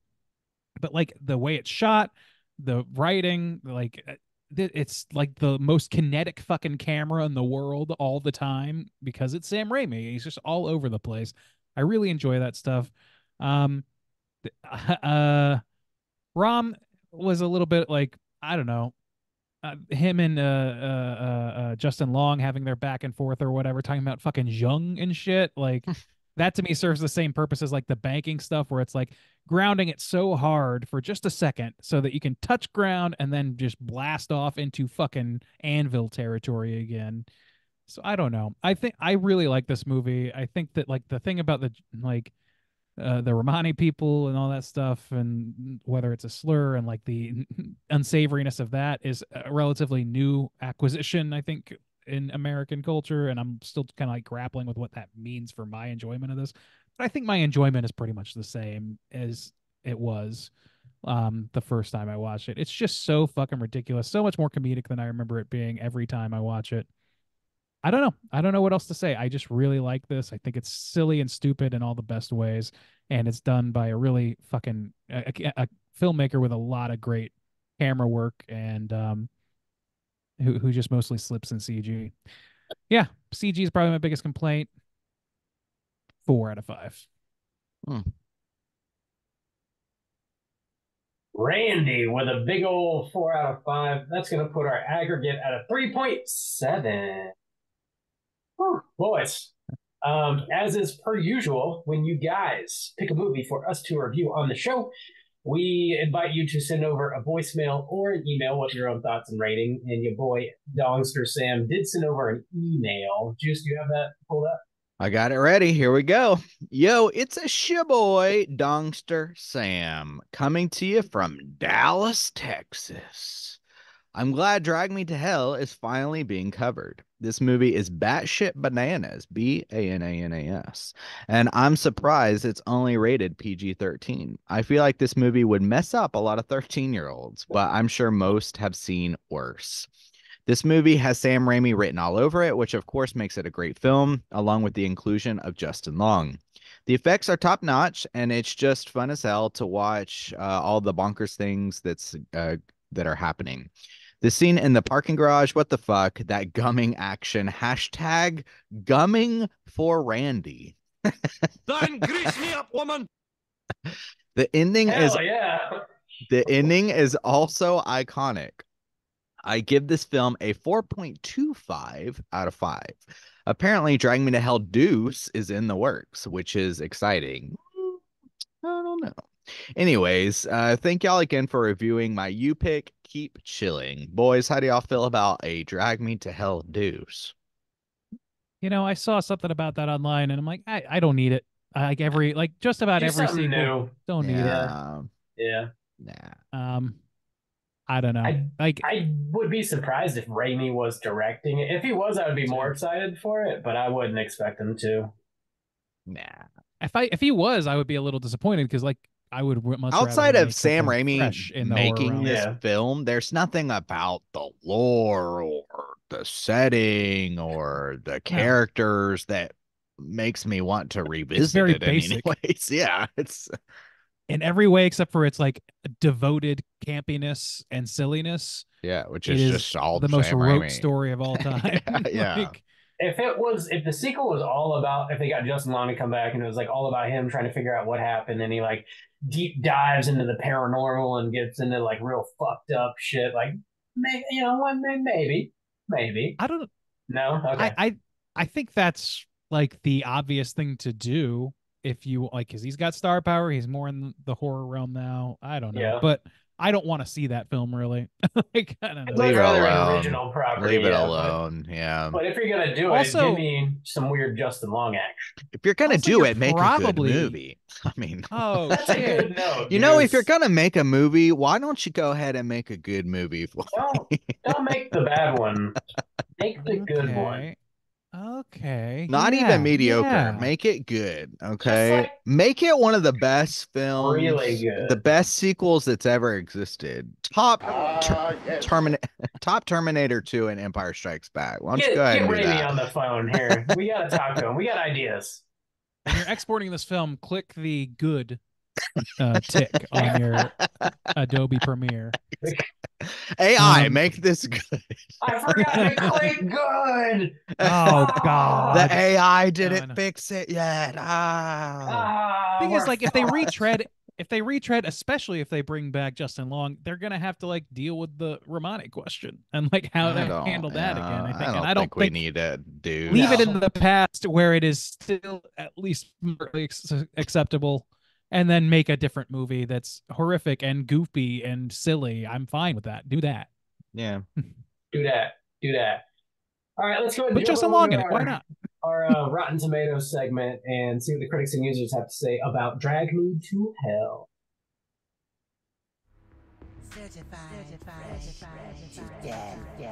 All right, ladies and gentlemen, this is the Rotten Tomatoes segment of the show, in which I'm going to have these two gentlemen guess within the best of their abilities what the aggregate positive score is for Drag Me to Hell in both the critics and user categories. Now, I think I'm going to start today with Juice, and we are going to start with our critics as we always do. 270 reviews here, Juice, to tally. Out of those 270, what percentage would you say are positive reviews? I think people going into this film knowing that it's Sam Raimi is going to make it better than it would. Or just like I think it's going to clearly set expectations for critics for this movie. And I think Sam Raimi is beloved for those elements, the slapsticky, ridiculous, gooby comedy. So I think this is definitely going to lean positive since it's horror and campy horror. I do think it'll be capped, but I mean, like, look at all the beloved, opinions and reviews for like Evil Dead do. So I still think it's going to be positive. I think I'm going to take The Boys, 86. Oh, They never let me down. well, it's the necktie remedy you've been after this whole time. Bob, how That's about dark. you? You got an 86 I on. think positive, but capped for sure. I think it's gonna be a lower score. I'll take the under from Juice here, and I'll go. I'm gonna gamble and just go basically with what we gave it, like a 75. I'll do that. 75. All right. 75% from Juice, 86 from Soju. Now, the correct answer. Nope. Juice is playing against Soju. Bob's You said not in it at all. 75% for Juice, 86 for Soju. That's why the AI thinks I'm two people. Nah. If you ask the AI about the Straight Chilling podcast, it thinks we have 4 cast members. well, you know. Who says we don't? We always save one seat for Elijah. I love it. Yeah. Anyway, so yeah, 75 from Bob and 86 from Yes. Juice. So the correct answer is 8 percentage points away from one of you. That correct number is 92%. That's a certified Holy fresh Damn, and I a thought we win were for going low Soju. for sure. thought you'd Whoa, get- Damn. 92. Woo. I would not have gone that high. Yeah, after Bob said 75, I was like, maybe 86 is a little too. Like 92 is kind of nuts. That It is. is kind of nuts, man. Like people got what they wanted out of this movie mostly. It's kind of crazy considering how Damn. fucking silly it is. I wonder in Um, like the pantheon of films from like Sam Raimi, I wonder which one he thinks is hell yeet. Probably this one. Ah. Let's jump on over to the audience score before Bob has a fucking migraine he has to go tend to. There Who's are Bob? 250. There's no Bob here. There's only Juice and Soju. Sorry, I meant to say Bobo, of course. Oh, okay. So there are 250,000 plus ratings for the audience in this movie. Bob, we're going to start with you, go in reverse Rob? order here. What do you think what do you think is the aggregate positive score for those 250K? That's a shitload, man. People do love this movie. It's definitely going to be positive. 92. I don't think it can be higher than 92. That would be kind of nuts because this movie is gross. You know, like it's not going to be for everybody. It's super silly. So I think it's still going to be high though. I'll take an 88. 88. All right. Yeah. Juice, you going over? You going under? Where are you I actually feeling think one? this is going to be the lower one. As weird as it seems, I think critics going in knowing it's a Sam Raimi film, it would help it. But I think there's going to be too many people that people love Evil Dead though. I think it's going to be lower. So I'm going to take the under this time. But I'm going to play it safe. I'm going to say 75. 75. All right. Well, the correct answer is 8. No, I'm sorry, that's not right. Is 23 percentage points away from Soju. It's a 62%. Whoa. Damn. Percent. That's insane. These are Isn't it? wild A numbers. 30% gap between, and the Almost, yeah. critics are the ones that are on between the the high. yeah. 92's too Damn. high. What was it? 62? Yeah. 62 is Wait a too. minute. I did my math wrong. You were 13 points off. Okay. Not 23. Sorry. Still though, yeah, 62's too low. 92's too high. Yeah, I think that I would have absolutely bet money that these numbers were reversed if you had asked me. You know what I mean? what's Like, right in between those two? A hell you sweet. Fucking shit. No, Fucking- damn it. No. Our score, the 75%. We know what's up. Jesus Christ. But yeah, I don't know, man. I think your theory about why the critics might like this more than the users is pretty sound, honestly. Soju, like I think maybe there was a lot of blind watches from people who Yeah, I came out of this definitely thinking, could this see isn't like horror, I could or definitely thinking that this see is going to be a like straight horror film. Bob dragging along a friend and be like, "You got to watch this movie," and then them not maybe being prepared for it and be like, and then Yeah, like walking away Bob. with a negative. I think people not going in to see a Sam Raimi film would be more on the negative side of it, which could be where some of those reviews come from. That would be just my logic. I of think that thinking. makes sense. I was the friend that was dragged. I'm well, just- invited, not dragged. I'm just saying if like I think there's going to be more people on the audience side that are not coming in specifically to see a Sam Raimi film that would Yeah. drop the score. I think this is the kind of movie that a lot of like, especially like young, like teenagers that were our age or younger when this movie came out, Yeah. want to go see at the theater, and they're not going to have the like catalog of fucking Raimi's films at their disposal or knowledge of who that is. They're going to think they're going in to see the next Conjuring movie or whatever, and it's way fucking cartoonier than that shit. So they want to be I can hard. They want some. They don't want the cartoony horror. Drag this ass to hell. They Sam want some Raimi. fucking Human Centipede 2, and they get fucking my Looney Lord. Tunes. That real shit. Dude, we have not been asked to cover that yet in 10 years of casting, boys. So let's count ourselves lucky. Well, now we've just invoked the name. If this is the third time we've said thanks the for term Human fucking us. Centipede, we're fucked. All right, let's read some negative reviews because as we do, sometimes they are funny. Let's see. I really can't recommend it. Despite the fact that I support the idea of comedy horror, I do generally ask that it contain at the very least either comedy or horror. Sick burn. There's bro. no horror in this. What's movie funny about an anvil hitting a woman on the head and popping her eyeball into your mouth?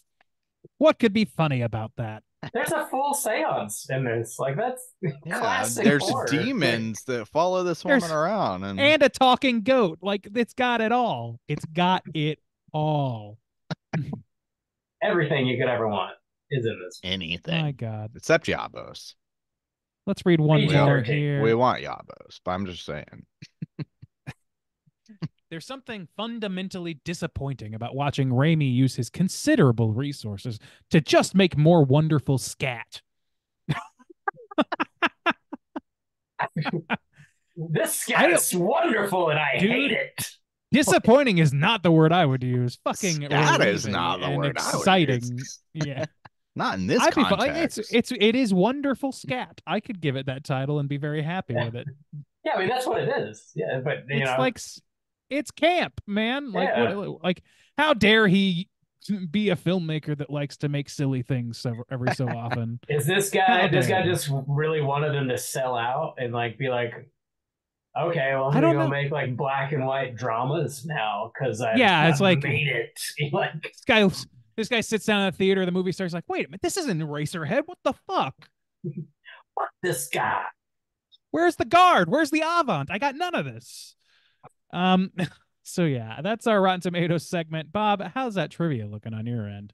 Yeah, we got some trivia. Let's get into it. It's totally time for trivia. All right, now, boys. Yeah, there's a little bit here, a little bit to get into. So, I'm sure you guys did recognize Sylvia Ganesha's character was driving the Delta, which is in, I think, every Sam Raimi movie that he's ever made. So, kept that consistent. What else we got here? This script was apparently written back in '92, right after Sam Raimi completed Army of Darkness, but then I guess he went on Army of Darkness. Went on to make other projects for some reason. Maybe you just couldn't get this one made. I don't know, because I don't think Army of Darkness did super well. No, I don't think so. If memory serves. No, what did he do right after that?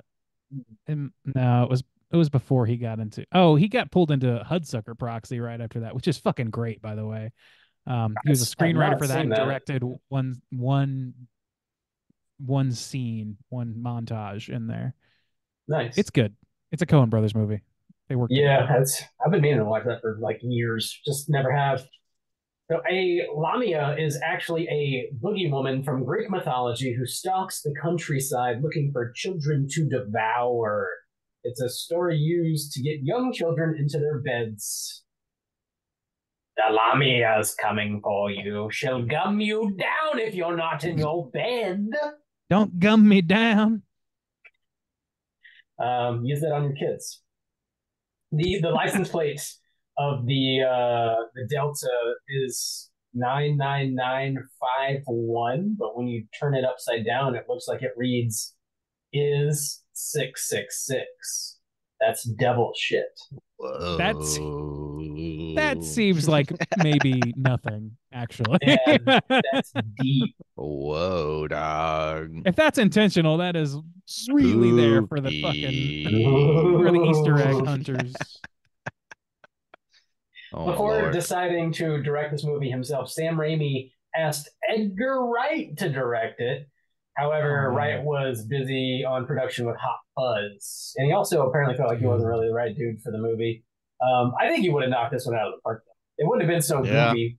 I want them to No. work together so bad. That would be now cool. you've- Oh my Yeah. god, that would be cool. Oh my God. Oh, I gotta get these God. boys together. Oh my The god. Raimi Wright The love beautiful child. babies they would make. Oh my God. Oh, oh, I'd gum them down if they weren't in their beds. What is happening? I don't know. We all need a nap. Yes, That is true. fucking true, man. Alison Lohman stated to the Daily Record that shooting the film was such hard work, she had to drink shots of tequila every night just to get some sleep. God damn, God Oh damn. no. that's tough. That's how I feel about this podcast. Just One get shot, some just one, huh? goddamn It's sleep. 9 a.m. I need a couple shots of tequila. Making this podcast is just so hard. I gotta Such a drink a lot, burden for me. Such a burden. Can't even sleep at night. Heavy lies the crown, boys. Ooh. Elliot Page was originally cast as Christine, but dropped out because she was, I guess, conflicting schedules with Whip It, the movie Whip It she did. I haven't don't seen that, remember but- that. That's the roller Wait. derby movie. roller derby. Oh, I okay. watched that recently, and this movie kind of fucking rules, actually. It's a Really? good I've time. heard that about it. Yeah. I mean, I was always interested because I feel like that's a world that is Yeah, like it's a really due for some interesting- exploration. Yeah. Yeah. Huh.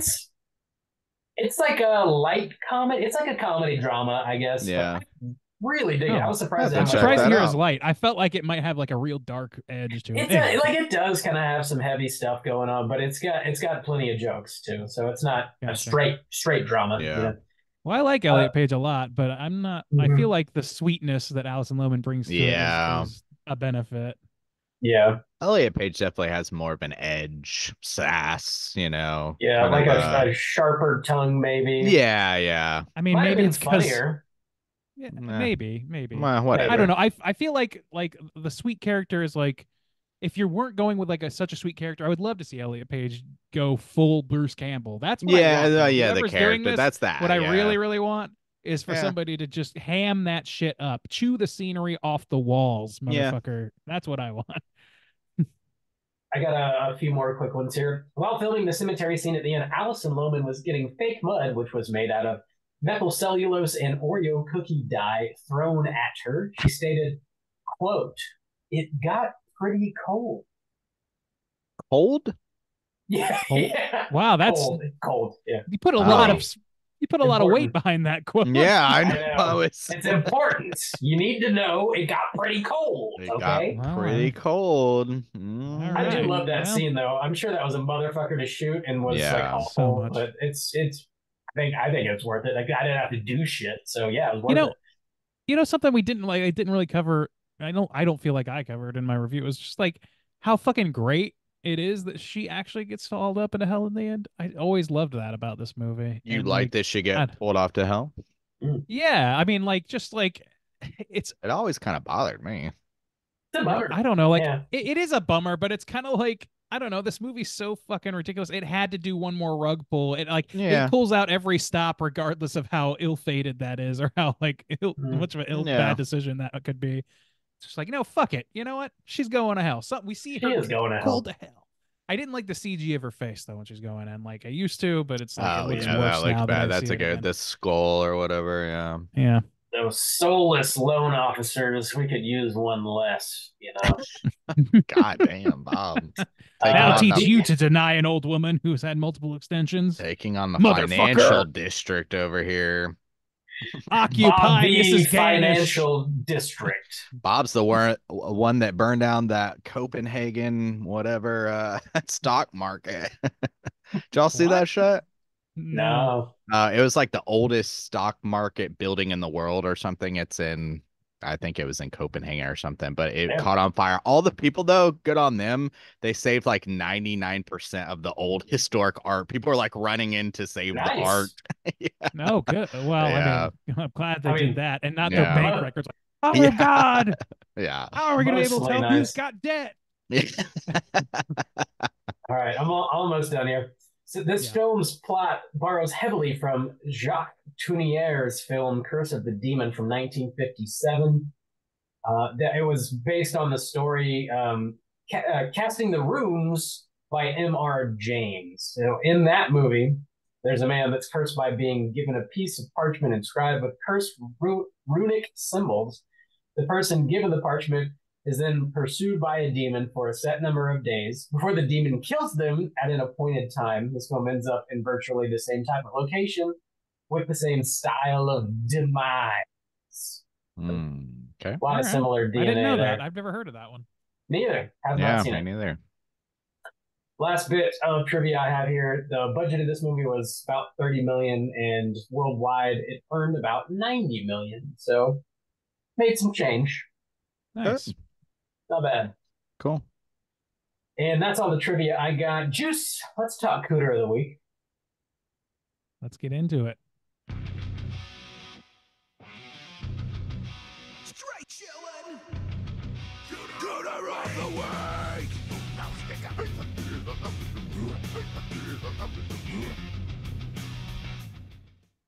Juice, what is the Cooter and why do we hunt them? So, Cooter's character type in a straight chilling exclusive. Cooter must hit 3 of these 5 points to be considered a Cooter, but we want the Cooter with the most points. The 5 points of Cooterdom are sexual deviance, manipulation, smug arrogance, overall looking attire, and overall patheticness. Boys, I think we got a couple Cooters this week. I would like to start with Stu. Yeah, let's start there. Overall old Stu. patheticness, yes. Pretty Yeah. high.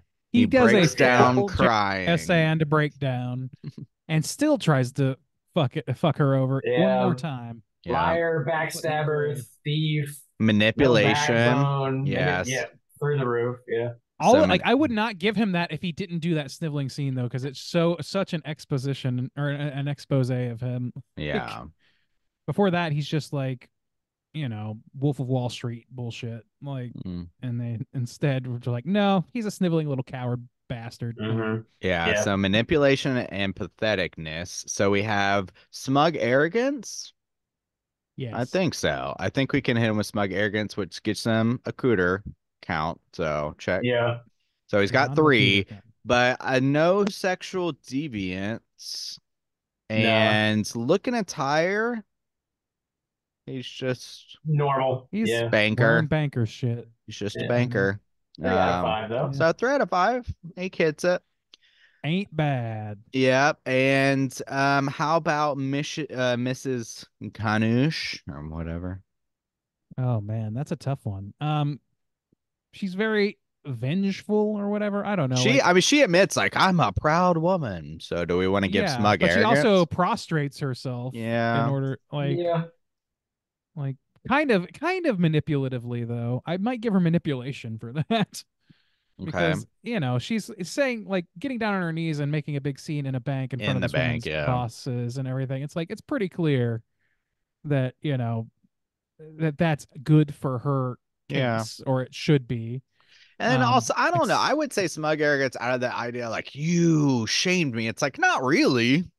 It's like you Yeah. put yourself in that position. Like you. That's true. Yeah. I mean, I'm just trying to live my life here. I'm just just trying to live my god. Just trying to be a banker. I'm just trying to live my dreams. That That's all. That's all. I'm just trying to be assistant manager. The dream. Banking. Trying to live the life. I don't know um, what I was No thinking. deny. so I would say smug arrogance. She's Yeah. she's too vengeful. Yeah, I think that's fair. Like, there's like, well, that's a high level of vengeance for Yeah. this one person who The is clearly punishment not does the not source fit of the the- issue. Yeah. Right. It doesn't It doesn't fit. at all. So It's smug very- arrogance, manipulation. She's a sexual Licking the tire? deviant. She keeps sucking on shins, With their gums. gumming on Let me them take out my shins. teeth. Gum Mm. you. I'm gumming for you. Coming for Randy. Hatchback. Yeah, I don't know. I think she's Cooter Light, maybe. At least. It's pretty light. I Overall don't know. patheticness, she dies. Her corpse gets Yeah, desecrated. What a loser. I'm never gonna corpse die. Gets 'Cause I'm- desecrated. And that's What a pathetic. fucking loser. You pathetic loser. Oh boys, it's early. Yeah, I don't know. It's late. Yeah. Yeah. I Also- don't really feel it for Miss Ganesh. No. Maybe I don't light. know if I maybe feel light. it either. All right. I feel Well, like we got boyfriend Stu. boyfriend could Yeah. have gone that way if he didn't like come around through, in the yeah. end. Justin Long. If he had been like 2024 Justin Long, he would Wow. have been an absolute cooter, I'm sure. Yeah. But it's not presented this way here, Mhm. and I think that's nice to see him do something a little different, honestly. Dude's fucking mayonnaise moment just like really seals the deal for me. Stu. That- The mayonnaise. Fuck. Yeah, he's made to His be hated, and manipulation that is, yeah. there's nothing more indicative of a cooter than like being that- clearly created for us to hate them. And also Yeah. too, that's the one that you would be okay like when she's considering giving the button away. We're all like, Yeah. yeah, give it Right. a Stu. So that's the one you want him to die. You want him for Right. even as low You as ha- his we- crimes are, but like you want him to. But in comparison, that's the thing is Yeah. compared to her, you're like, oh, I mean, she's just kind of doing her job. Yeah, she's a little cruel or like maybe a little bit harsh, but Stu is actually going out of his way to be a huge Oh, yes. piece of shit. And you're like, yeah, that's the guy who deserves it. Mhm. Yeah, Yeah. this guy, he has no scruples, and like, Yeah. if the moral of this story is don't be a dirtbag because you never know what could happen, karma Yeah. or some shit, then he deserves it. Like, if Yeah, this whole thing is karma exactly. for being a dirtbag, that's the dirtbag. Yeah. Like, so I'm I don't know. satisfied with that. Stu being Alright, the kid of the Stu. week. Take him I am away, too. boys. I have to do a quick Stu. correction. I need a nap bad. I don't know what I'm thinking, but A Hudsucker nap. Proxy was not immediately following this movie. That came out in fucking early 90s. I don't know what I was thinking. So I just wanted to correct that because it's You're No, insane. you were talking. You didn't say follow this. You said followed Army of Darkness.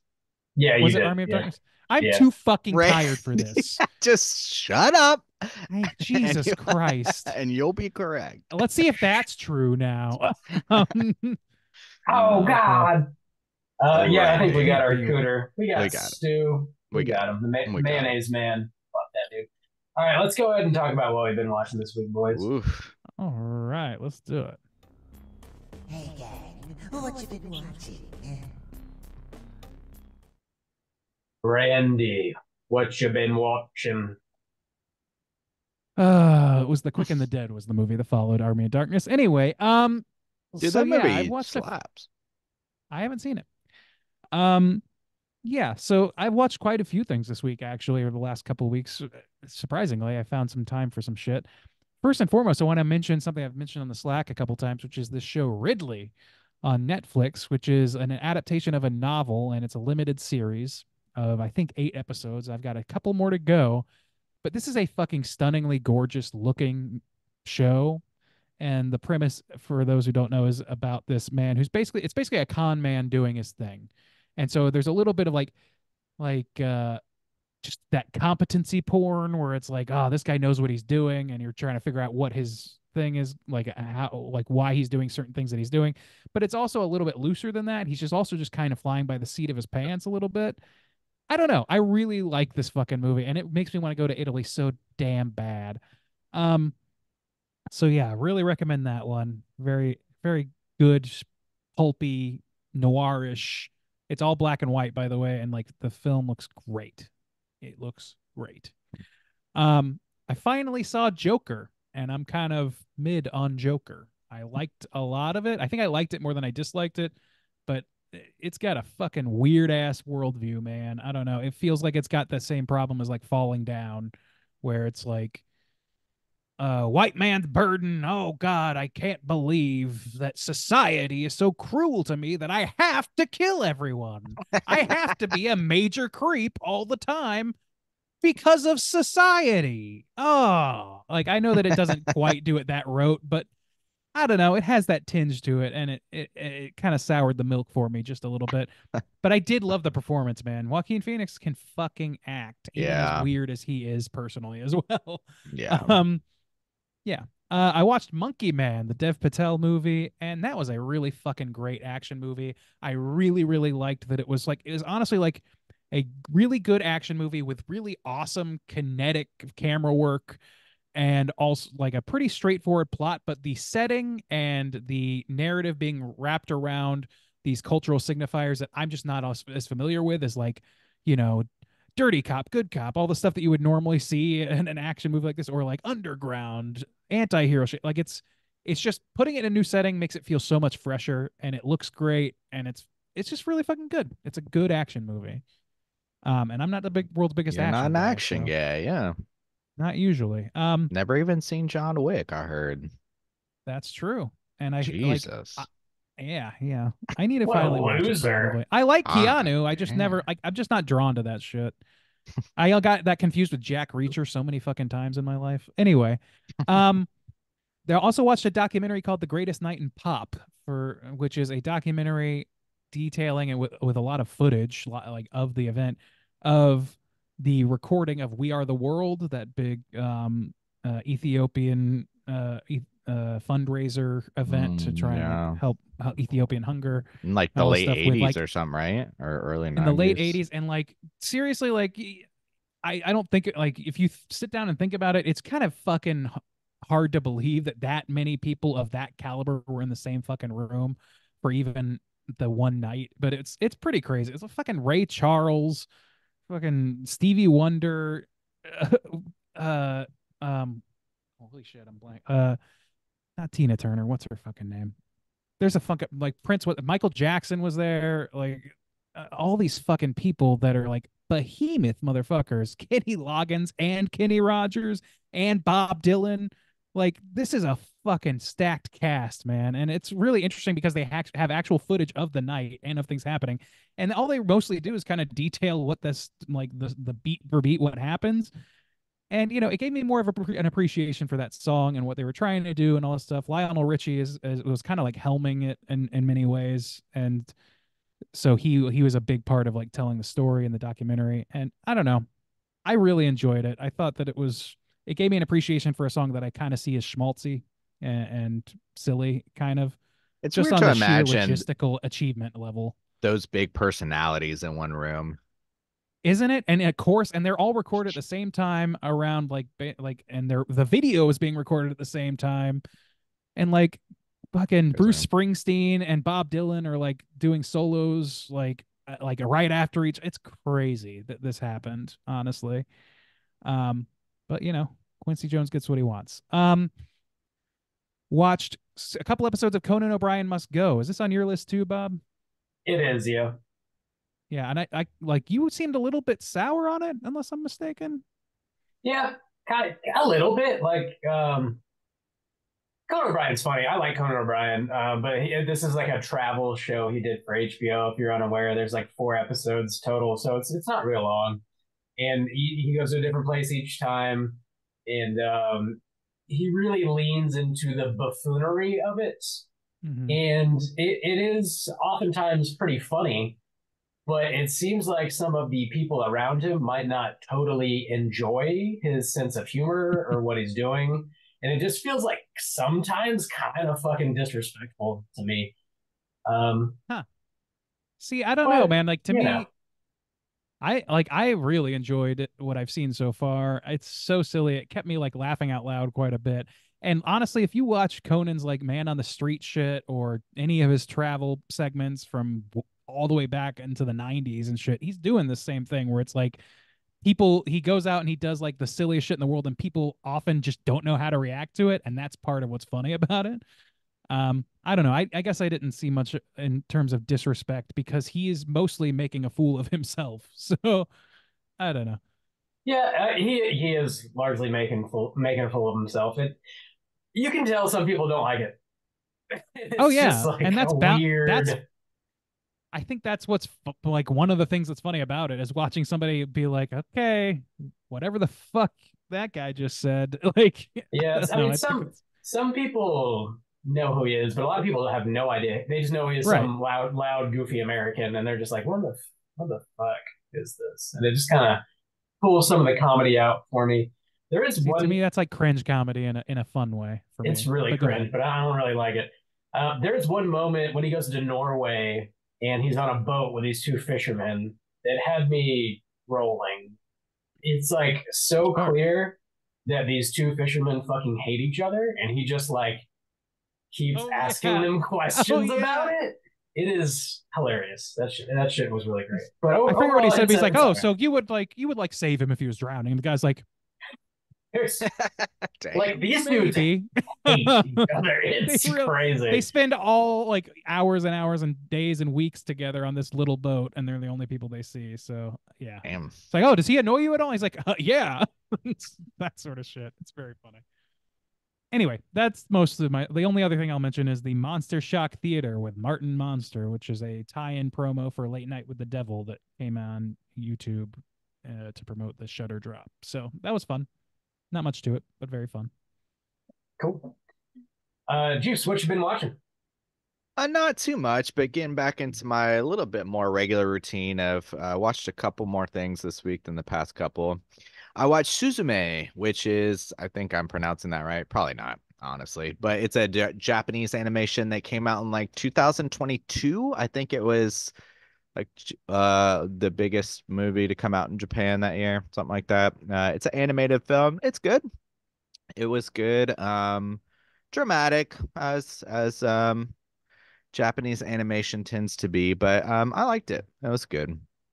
I watched, so I think last year I mentioned I had revisited Honey, I Shrunk the Kids, and the first time in a long time. So I also just watched Honey, I Blew Up the Kid, which is the sequel where they make a toddler giant. Oh man, that one is not so good. And the effects, the way that they have to shoot it to make the toddler look big, it just doesn't hold up well at all. But as a premise of like we got to make something big, you can't control a toddler, it's a decent premise, and it's kind of funny because it takes a lot of beats from King like Kong. Godzilla movies, and, Mhm. and stuff like that. So and they even make a Godzilla reference, so it was interesting just from that standpoint. But I mean, it just doesn't hold up that well, but all like the original cast comes back, so that's kind of cool. Or most of Like the original that's cast. that's the one movie in that franchise I saw as a kid until like Me maybe I was too. 13 years I old, saw as a and kid I too, yeah. really loved it. I remember loving it. Me too. Well, actually, I watched there's another one too that's Honey, We Shrunk Ourselves. I used to watch Yeah, I all saw those that movies too. as Yeah, a kid. Yeah. So that I one used was to like made for them a lot as a VHS. kid. Yeah. Yeah. Yeah. Wait They're a minute. all on How are you they're around for all that? they're all on Disney Plus. Oh, okay. Okay. So you saw it recently. Because I mean, we all know you were a child up until like 2 months Yeah, ago I or mean they're something, all on right? Disney Plus. So I mean I'm streaming them so as a And child. streaming them. So you didn't have the VHS.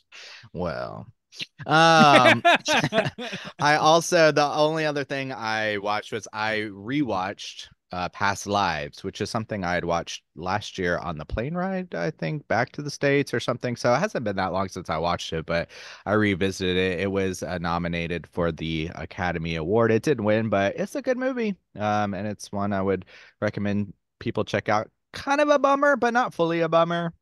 Just an emotional kind of movie, but it's good. So that's what I've been watching. Bob, what you been watching?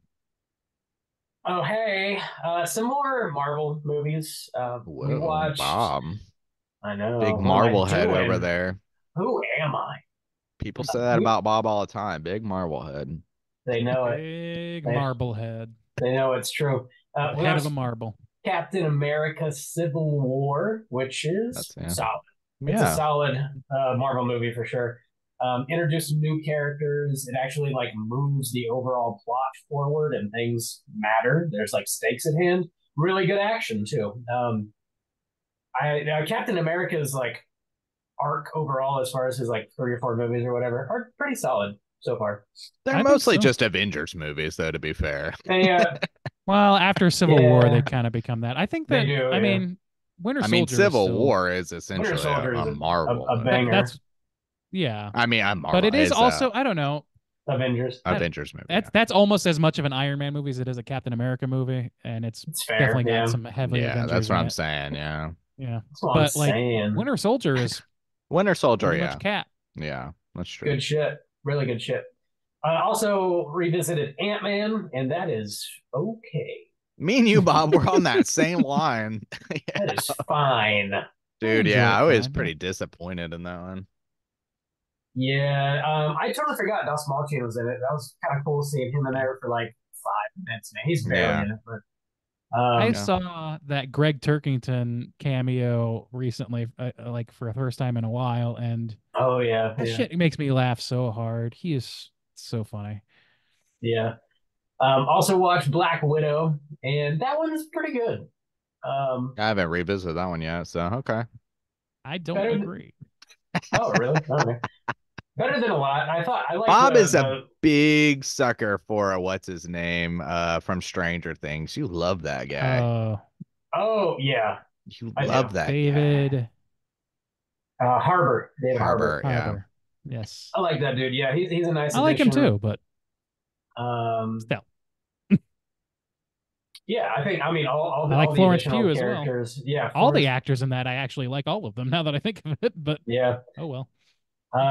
good action, and again feels like it has some stakes and Mm. matters. Whereas like a lot of these movies kind of don't. Pretty good, but not one of my favorites, but better. I think I would say better than average Marvel Yeah. movie. All right. Finished watching the Mr. and Miss Smith show on Amazon. There's like 7 or 8 episodes, I think. And it ends in a really smart way where, like, if they didn't make any more, it'd be very satisfying. But you could also make more if you wanted to, and it wouldn't feel like cheap or like retconned or anything. Mm. That's a good show. I recommend watching it. All the episodes are solid. I would like to. But I think Gambino either he did or he is going to re-release his last album, which he said was like unfinished, but he released it due to COVID. He didn't know if we were all gonna die, and so Oh, I I don't didn't know if you that. knew I know that. he's going on tour. Yeah. I saw some articles saying he announced his final 2 records or something like that, but I didn't click on it and like read any Well, further. I gotta check and see if he actually released it, but yeah, he like tweaked some things and like added a couple songs and like said he ultimately finished the record. So interesting. Cool. It's the last one Yeah. that like none of the song titles had names; they were all numbers, but he actually gave Numbers, them like yeah. song titles and arranged it and Nice. stuff. So That really bothered He had- me because you I- can't be like, yeah. my favorite song is like 0091246. Like, Yeah. no. Oh, it wasn't. Oh, I thought it was. it was track all just a numbers. bunch of numbers. No, it was Yeah, like weird. random numbers. So I don't know if it's out yet or not. I have to check that out. Let me just check. Yeah.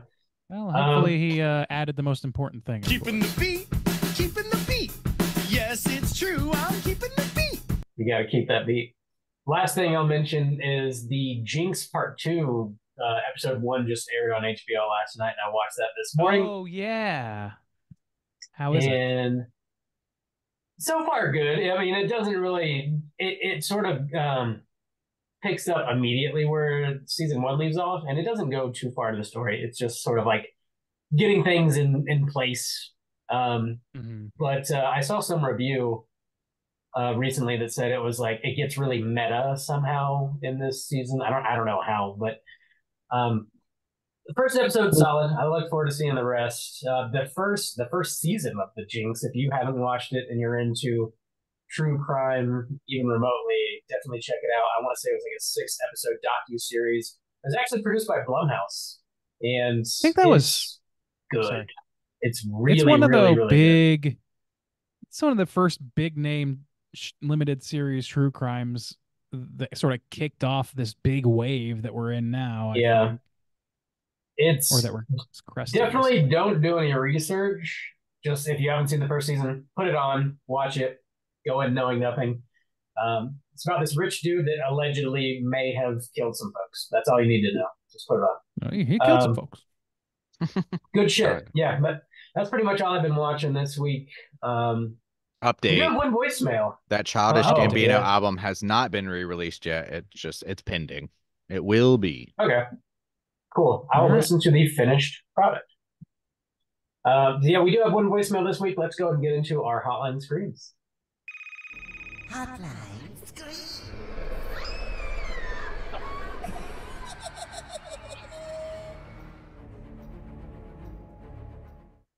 If you are listening and would like to call and leave a voicemail to be featured on next week's show, hit us up at 904-638-3231. We got one voicemail from Chris. Let's hear what he's got to say. Gentlemen, howdy. I'm calling in with my state of 2024 so far. I've seen 6 movies that have been released this year. Nope. That's what was in That's there. the librarian from last show. That's so weird. I just downloaded it. Like, That's weird. Yeah, I'm looking at it. It's definitely from Chris.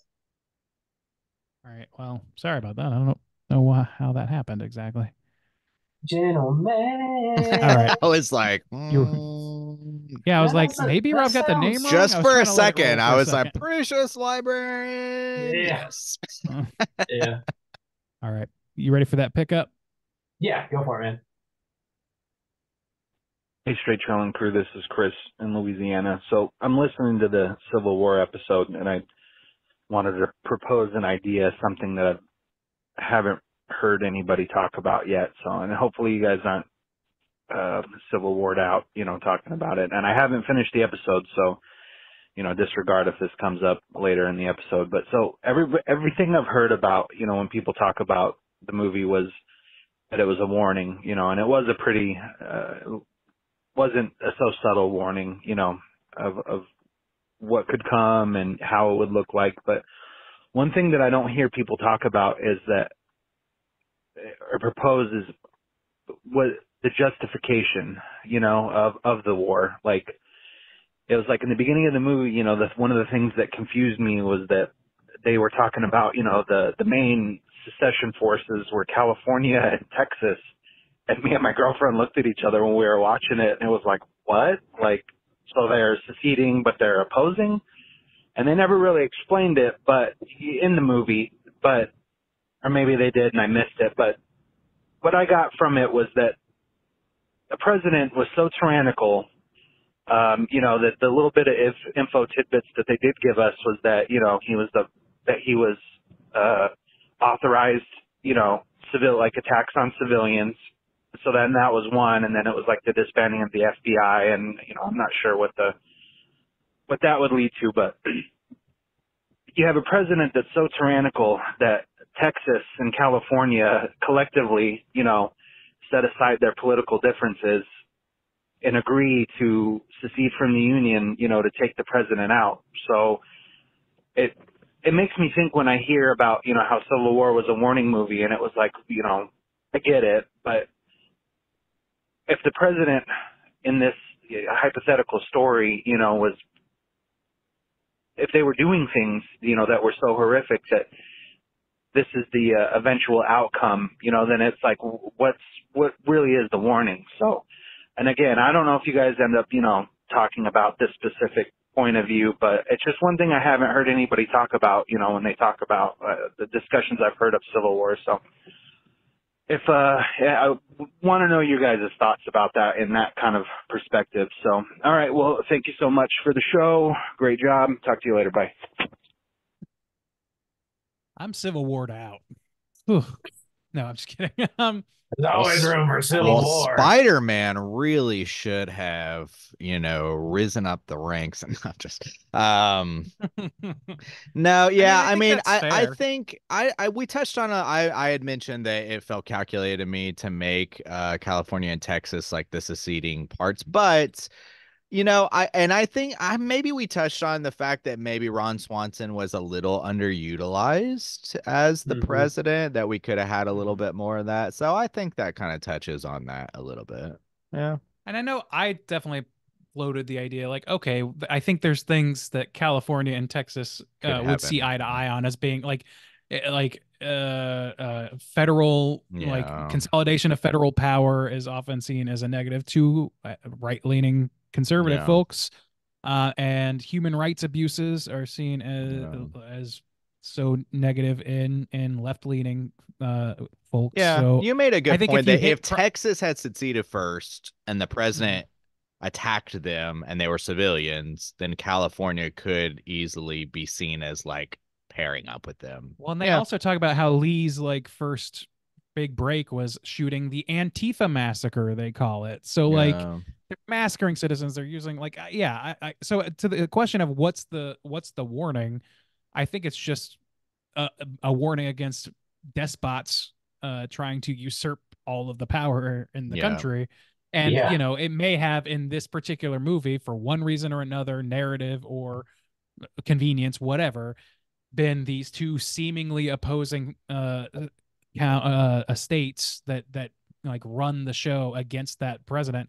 But it could be any formation, really. It's just a matter of whose interests are being served and whose interests are being quashed. And there's enough people in this country that I think value a lot of what it has to offer in terms of freedom and voting and all of those things that are cornerstones and all that shit, who would take issue with it, somebody coming through and being anti-democratic. Maybe that's not bearing out in real life as much as I would like, but I think that there's a lot of interest in maintaining democracy in America.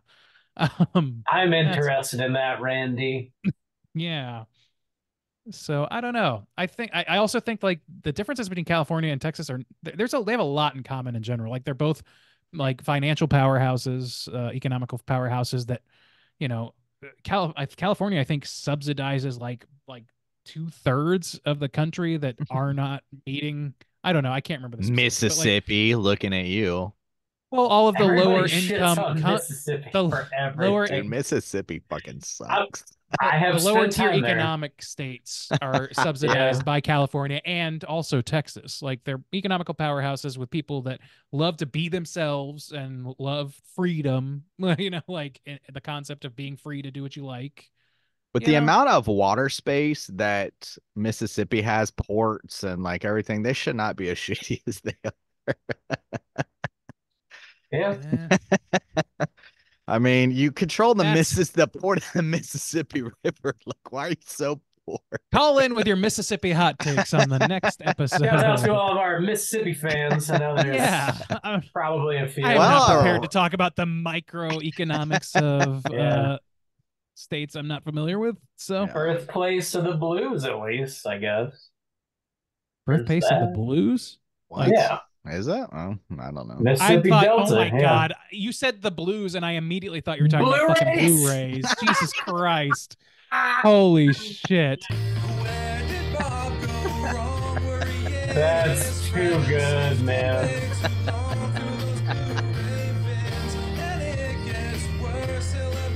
You've been brainwashed, Randy.